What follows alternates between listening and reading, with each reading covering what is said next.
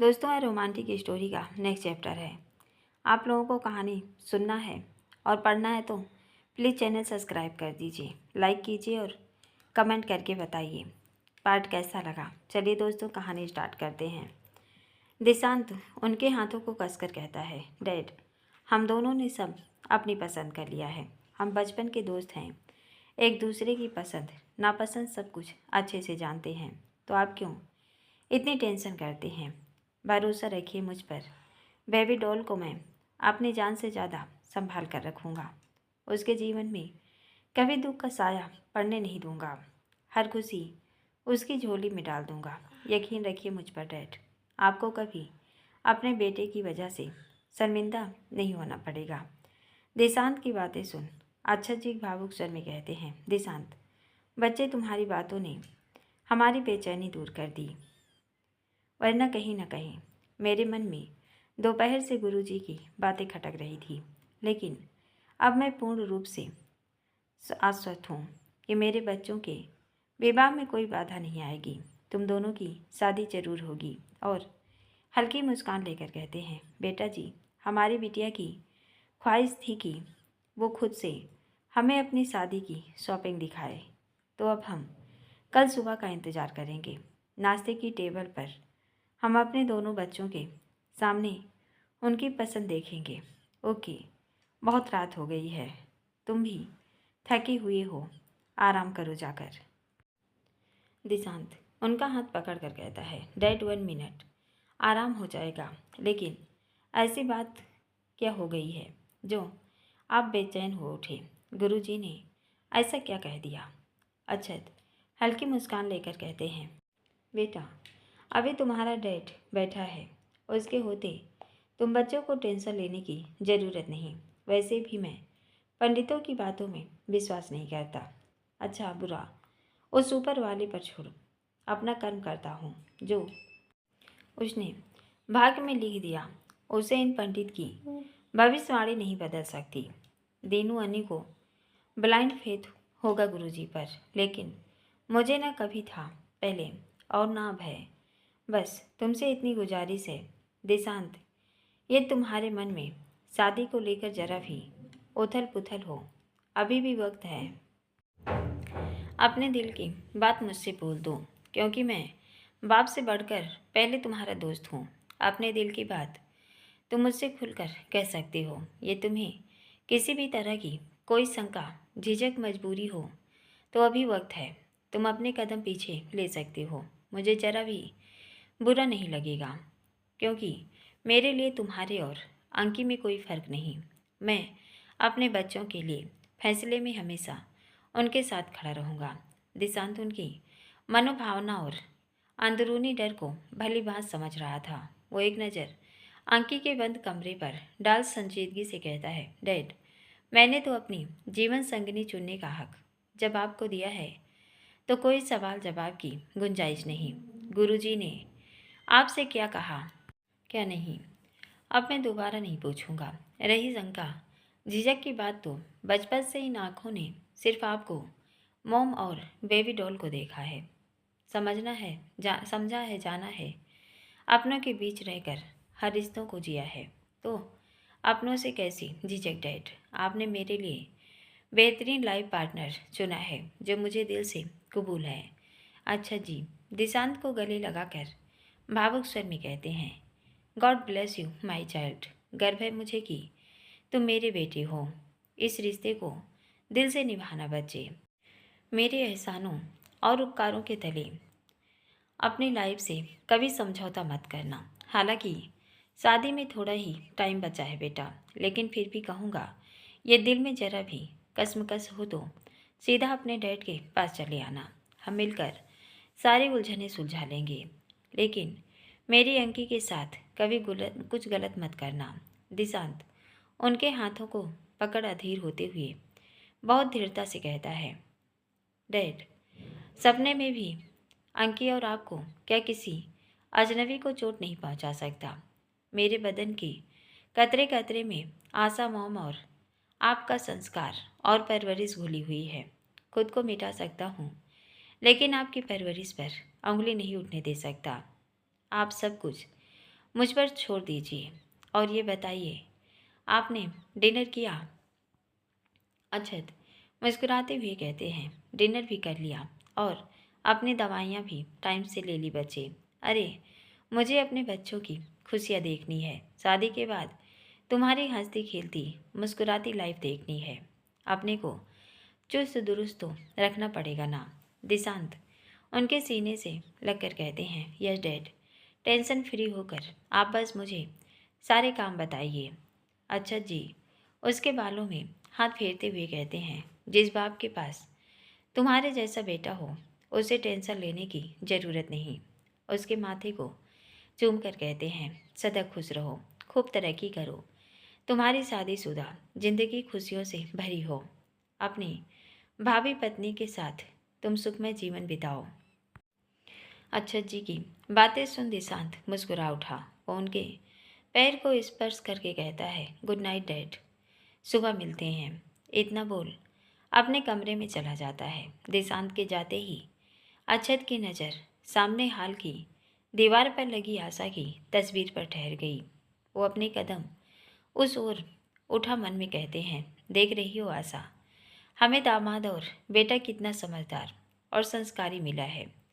हमारे लड्डू से बेहतर अंकी को कोई नहीं समझ सकता। दिशु की बातों ने मेरे बेचैन मन को शांत कर दिया। अब मुझे कोई टेंशन नहीं। ये दोनों बच्चे अपनी लाइफ में बहुत खुश रहेंगे। और हंसते हुए कहते हैं, अब तुम मेरे साथ अपनी बेटी की हर खुशी में शामिल होगी। हम दोनों मिलकर उनका कन्यादान करेंगे। हर एक रस्म दिल से निभा बच्चों को ढेर सारी दुआएं देंगे। शरीर से बेशक तुम मेरे साथ नहीं, लेकिन अक्षत मित्तल की रूह में, उनकी रंग रंग में आशा और आपकी यादें घुली हुई हैं। हम अंतर मन के साथ में अपनी बिटिया को आशीर्वाद देंगे। बस तुम मुझे अकेला मत छोड़ना। मुझे हर पल अपनी आशा का एहसास चाहिए। तस्वीर पर अपने हाथों को फेरते हुए कुछ पल आशा से मन की बात करने के बाद अपने कमरे में चले गए। दूसरी तरफ मित्तल मेंशन में दीवान जी कृष्णा गुरु जी के यहाँ से सीधा घर आते हैं। अनिकेत उन्हें बाहर से छोड़ जरूरी काम से ऑफिस निकल गए थे। मनोहर मीना हॉल में बैठे उनका इंतजार कर रहे थे। दोनों को सामने से आते देख मीना ऊंचे स्वर में कहती हैं, रमेश बेटा, दीनू कृष्णा आ गए, चाय चढ़ाते पहले। उसके बाद दोनों भाभी के कमरे में फ्रेश जूस पहुंचा दे। रमेश अपने हाथ का काम छोड़कर कहता है, जी बड़ी माँ। इतना बोल किचन में चला गया। वहीं अपने भाई भाभी को हॉल में बैठे देख दीवान जी कृष्णा के कान में फुसफुसाते हुए कहते हैं, अपने चेहरे को नॉर्मल करो कृष्णा। गुरु जी के यहाँ क्या बातें हुई ये हम दोनों के अलावा परिंदे को भी खबर नहीं होनी चाहिए। भूल से भी अपनी जुबान पर वो बातें नहीं आनी चाहिए। जो जैसा चल रहा है उसे नॉर्मली फेस करो। बच्चों के आगे खुद को मत बिखेरना, वरना सब कुछ खराब हो जाएगा। रोशनी की डिलीवरी किसी भी वक्त हो सकती है, कम से कम आपको उसका ध्यान रखना होगा। दूसरी ओर मुझे मेरे देव सेजल के रिश्ते को भी हर हाल में बचाना है। तुम्हारे हाथ से उनकी डोर नहीं छूटनी चाहिए। मेरे लिए पहले देव सेजल हैं। उनका बंधन न टूट रहा तो सारी खुशियाँ अपने आप हमारी दहलीज पर आ जाएंगी, समझी। कृष्णा अपने पलकें झपका धीरे स्वर में कहती हैं, जी मैं ध्यान रखूंगी। दीवान जी उनका हाथ छोड़ मनोहर की बगल में आकर बैठ जाते हैं। वहीं कृष्णा फुर्ती से अपने रूम की ओर बढ़ने लगती हैं। इतनी हड़बड़ी में कृष्णा को रूम में जाते देख मीना गहरे स्वर में कहती हैं, कृष्णा अपने कमरे में बाद में जाना, पहले शांति से बैठकर चाय पी लो। कृष्णा अपने चेहरे पर मुस्कान ओढ़कर कहती हैं, भाभी बस 2 मिनट में चेंज करके आती हूँ। रमेश बेटा, रोशनी सेजल के लिए जूस मैं बना दूंगी, तुम सबको चाय पकड़ा दो। वो सरसरी नज़रों से दीवान जी को देख अंदर रूम में आकर बेड पर बैठ अपने हाथों को मुंह पर रख सिसक उठी। इतनी देर से आंखों में रुके आंसू गालों पर लुढ़क आए। दीवान जी ने बेशक उन्हें समझाया था, लेकिन आखिर थी तो वो एक माँ ही अपने बच्चों पर आने वाले दुखों को कैसे सहन कर पाती। गुरुजी की बातों से डर के मारे उनका कलेजा फटा जा रहा था। मीना दीवान जी को देखकर कहती हैं, दीनू क्या कहा गुरुजी ने? दीवान जी विनम्रता से कहते हैं, भाभी गुरुजी ने कुछ विशेष बातें नहीं हो पाई। एक्चुअली भाई साहब आज सुबह ही वृंदावन से गुरुजी से मिलने कई आगंतुक और उनके चेले आए हुए थे। पहले तो उनका गुरुजी के साथ योग और ध्यान का सत्र चला। उसके बाद ज्ञान कथा और प्रवचन शुरू हो गए। 4 बजे के करीब सबने उपवास खोल भोजन किया। थोड़ी देर के लिए गुरुजी फ्री हुए तो अक्षत ने अंकी की शादी में उनसे विचार विमर्श किया। सेजल देव की कुंडली उन्होंने रख ली है, वो आराम से देखकर हमें बता देंगे। मीना चिंतित स्वर में कहती हैं, दीनू तुम कल टाइम निकाल कर एक बार फिर चक्कर लगा लेना। दीवान जी टालते हुए संजीदगी से कहते हैं, भाभी कल मेरी एक इम्पॉर्टेंट मीटिंग है। अब तो मैं अंकी के शादी के बाद उनसे मिलूँगा। बच्चों की कुंडली उनके पास है, अगर कोई प्रॉब्लम हुई तो वो ज़रूर संदेशा भेजेंगे। अभी सब सही है। आप और कृष्णा दोनों बच्चों का ध्यान रखिए। रोशनी को इस वक्त हम अकेला नहीं छोड़ सकते, इसलिए निशु को वे मैंने ऑफिस से इन दिनों फ्री कर रखा है। इतना बोल खड़े होकर मैं 2 मिनट में फ्रेश होकर आता हूँ, फिर चाय पीकर ऑफिस निकलूँगा। इतना बोल अपने कमरे में चले गए। दीवान जी अंदर आकर देखते हैं कृष्णा बेड पर बैठी हुई सिसक रही थी। वो फुर्ती से गेट लॉक कर उनके पास आकर जैसे ही कृष्णा के कंधे पर हाथ रखते, दीवान जी का स्पर्श पहचान वो उनकी ओर पलट दीवान जी की कमर में अपनी बाहें डाल सिसकते हुए कहती हैं, मुझसे कहाँ गलती हो गई जी, जो मेरे बच्चों पर मुसीबत के बादल मंडरा रहे हैं। किसकी नज़र लग गई हमारे हंसते खेलते परिवार को? मन बहुत घबरा रहा है। मेरा देव इन मुसीबतों को कैसे झेल पाएगा? दीवान जी कृष्णा को जकड़ते हुए भावुक स्वर में कहते हैं, देव तो मेरा सबसे समझदार बच्चा है कृष्णा। वो भले ही कितना भी परेशान हो हमारे सामने मुस्कुराते ही आएगा। उसकी चिंता नहीं, मुझे तो संभल जाएगा। इस बात का है मुझे कि यदि कोई अनहोनी हो गई, गुरुजी की बातें इस बार भी सच निकली तो सेजल कैसे सहन कर पाएगी? ये सोचकर ही दिमाग सुन्न हो रहा है, क्योंकि रोशनी की प्रेगनेंसी की न्यूज़ सुनकर आपने उसके बदलते हाव भाव नहीं देखी कृष्णा, लेकिन मैंने उसकी आंखें और मन को बखूबी पढ़ लिया था। अगर हमने जरा भी चूक की, भूल से भी अपने बच्चों को अनदेखा किया, तो डरता हूँ मेरे परिवार का कोई बड़ा नुकसान नहीं हो जाए। इसलिए हाथ जोड़ आपसे विनती कर रहा हूँ, जो होना है होकर रहेगा। सब ऊपर बैठे मालिक की मर्जी है। हम चाहे जितने हाथ पैर मार लें कुछ समेट नहीं पाएंगे, लेकिन जो हमारे सामने है हम उन्हें तो मजबूती से थाम सकते हैं। वो उनका चेहरा अपने हाथों में लेकर कहते हैं, अपने आंसू पोंछे कृष्णा और जल्दी से बाहर आकर भाभी के साथ बैठो, वरना उन्हें तुम्हें देख शक हो जाएगा। अपने बच्चों के कान में कोई भनक नहीं लगे, इसलिए पहली बार घर के बड़ों से दीवान मित्तल ने झूठ बोला है। लेकिन मुझे अपने बच्चों की खुशियों को बनाए रखने के लिए 100 झूठ भी बोलने पड़े तो आपका पति पीछे नहीं हटेगा। खुद को संभालो कृष्णा, वरना देव अपने माँ के चेहरे की उदासी भाप लेगा।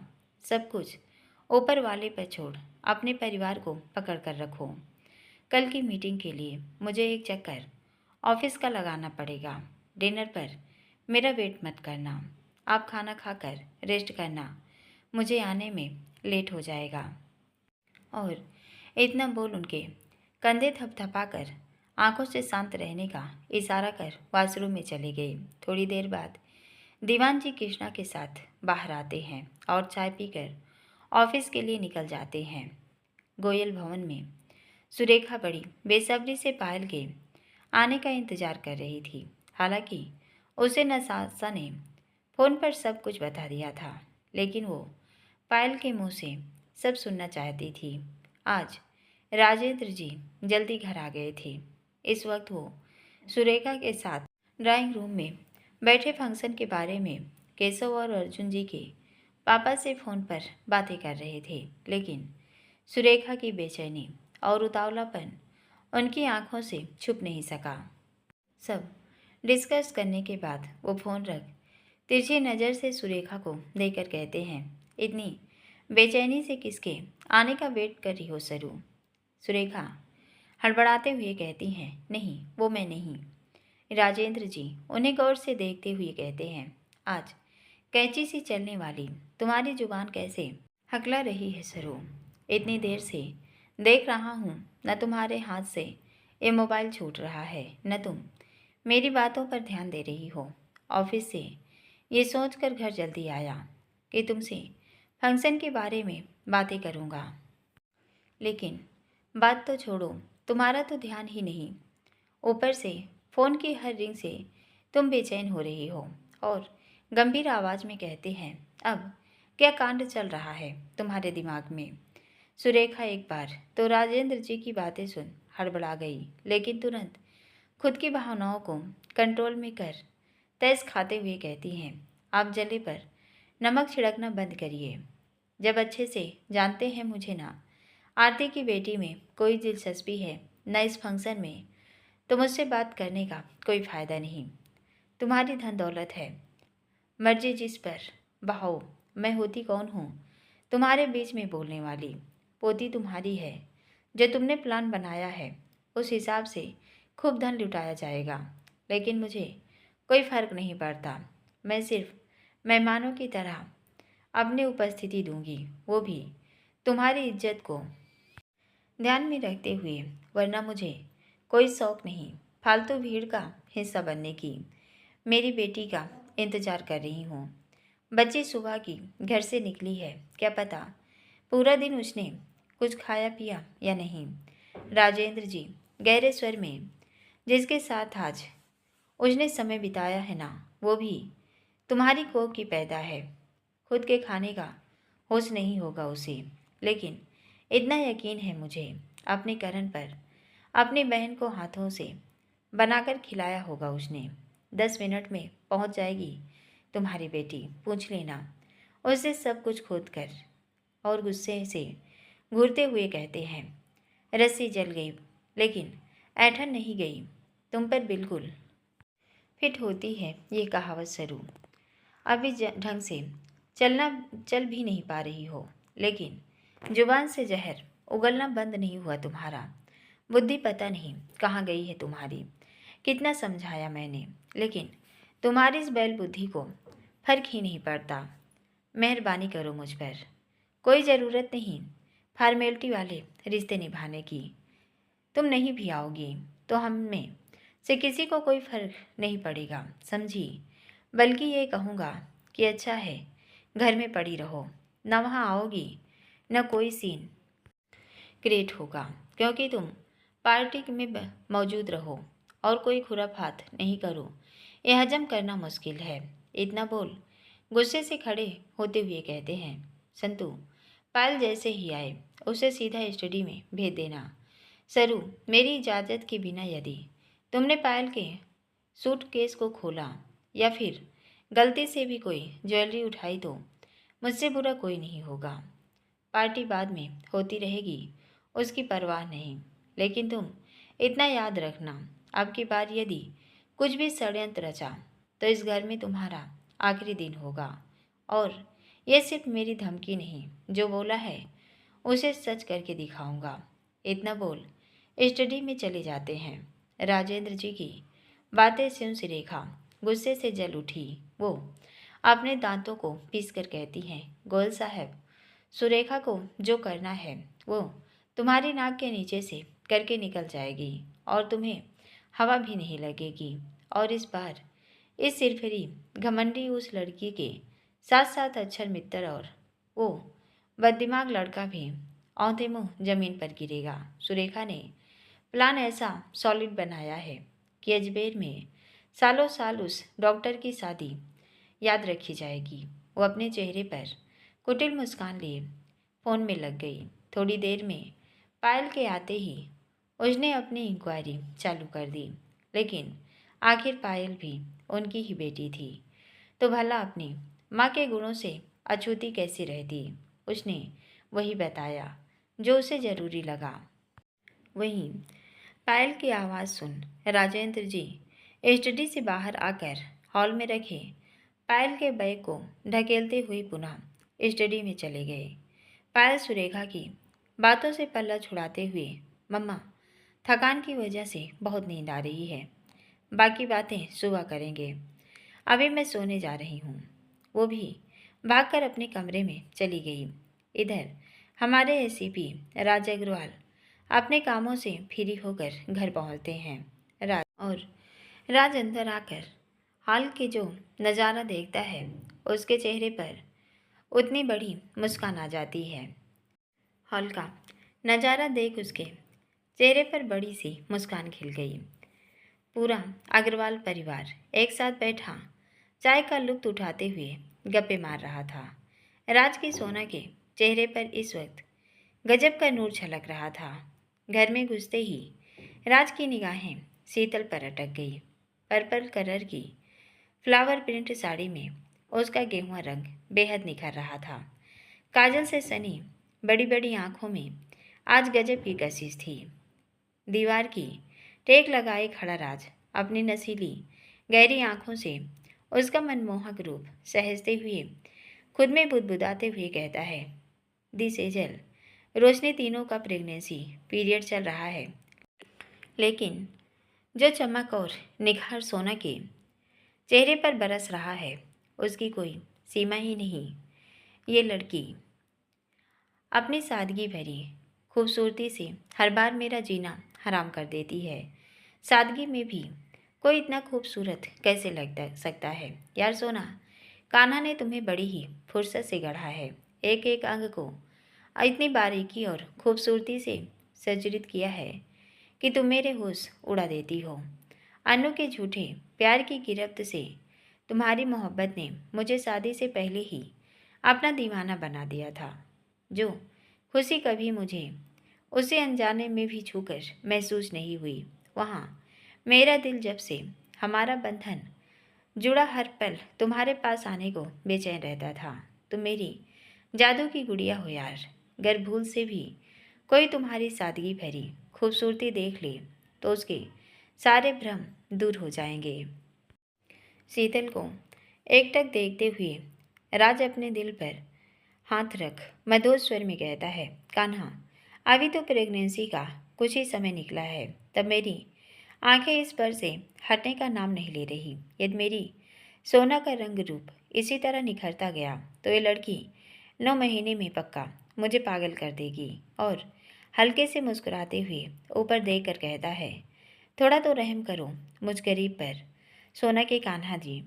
अपनी सोना की खूबसूरती और चेहरे पर बरसते बेशुमार नूर को देख कब तक मैं अपने जज्बातों को कंट्रोल में रख पाऊंगा, ये कहना मुश्किल है, क्योंकि जब भी राज की निगाहों में इसका रूप चढ़ता है मेरा दिल अपने अख्तियार में नहीं रहता। हर पल इसमें भीतर तक समाने की तलब उठती है। राज की आंखों का सुकून, उसकी सांसों की महक और मेरे जीने की वजह है सोना। और मुस्कुराते हुए कहता है, अब तो ये हालत है राज की कि इसके बिना सांस लेना मुश्किल है। भगवान हमारे बंधन पर हमेशा अपना आशीर्वाद बनाए रखना। राज शीतल में खोया प्यार भरी नज़रों से उसको देख रहा था। वहीं शीतल राज की आहट से बेखबर मस्त होकर कुशा अनिकेत भरत के साथ लूडो खेल रही थी। वही नीलमा नेहो को गोद में लिए सरला और नानी माँ के साथ मिलकर अनिकेत भरत को हरकतें देख उनके मज़े ले रही थी। राज सबको देख मुस्कुराते हुए कहता है, मेरे परिवार को किसी की नज़र न लगे। भगवान हम सब यूं ही हंसते मुस्कुराते एक साथ मस्त रहें। लव यू मेरी ज़िंदगी। तुम्हारे आने से मेरे परिवार में 4 चांद लग गए। मुझ जैसे एटीट्यूड, खड़ूस, तुनक मिजाज इंसान को तुमने अपने प्यार से काफ़ी बदल दिया। जो राज अग्रवाल लड़कियों की तरफ कभी आंख उठाकर भी नहीं देखता था, वो आज दीवानों की तरह तुम्हें चाहता है। घर में आते ही हर पल ये बेचैन निगाहें तुम्हें ढूंढती हैं। बेहद वाला इश्क है राज को अपने सोना से, दिल से ख्वाहिश से कान्हा। मेरी सिंड्रेला बिल्कुल मेरी सोना की परछाई हो, और अपनी बेटी में मुझे तुम्हारा प्रतिबिंब चाहिए बेबी। रंग रूप नेचर सारा गुण तुम्हारे हो हमारी बेटी में। वो अपने मन में उमड़ते जज्बातों में खोया मुस्कुराते हुए अंदर आता है और नीलू की गोद से नेहू को लेकर शीतल को गहरी नज़रों से देखते हुए भरत के पास बैठकर कहता है, क्या बात है, फैमिली टाइम एंजॉय हो रहा है। नीलमा उसके मज़े लेते हुए कहती है, जी भैया, बस आपकी कमी थी, आपके आने से अब फैमिली पूरी हो गई। और उसकी तरफ झुक धीरे से कहती हैं, देख लीजिए आपके सोना के चेहरे की मुस्कान तो फीकी नहीं पड़ी। राज शीतल में खोते हुए कहता है, आपकी निगरानी में अपनी जिंदगी छोड़कर गया था। अपनी बीबी के चेहरे को देख सुकून मिल गया भाभी जान, और मुस्कान और नूर दोनों निखर गए मेरी सोना के। थैंक यू भरत की जाने बाहर।